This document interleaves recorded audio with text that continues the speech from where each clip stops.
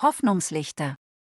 In der Hitze von Gaza, mitten im Chaos des Krieges, stand ein Zelt, das für viele das Symbol der Hoffnung wurde.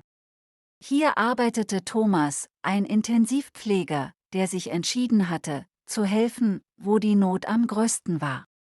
Jeder Tag im Feldlazarett war eine Herausforderung. Die medizinischen Geräte waren begrenzt, die Patienten in kritischem Zustand und die Ärzte und Pfleger ständig am Rande ihrer Kräfte. Aber trotz dieser Schwierigkeiten blieb Thomas unerschütterlich in seinem Engagement, das Leben jedes einzelnen Patienten zu retten. Eines Tages wurde ein junges Mädchen namens Aisha ins Lazarett gebracht. Sie hatte schwere Verletzungen erlitten und schwebte in Lebensgefahr. Als Thomas sie sah, spürte er einen Stich im Herzen. Er dachte an seine eigene Tochter zu Hause und wusste, dass er alles tun musste, um Aisha zu helfen. Stunden vergingen, während Thomas und das Team um das Leben des Mädchens kämpften. Trotz ihrer begrenzten Ressourcen gaben sie nicht auf.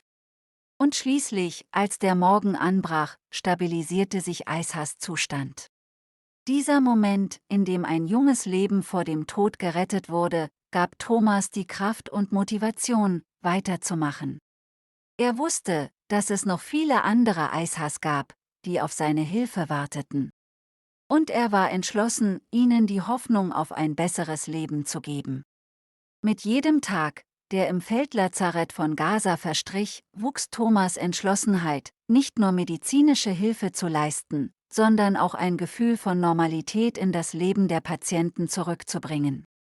Neben den körperlichen Wunden gab es auch seelische Narben, die geheilt werden mussten.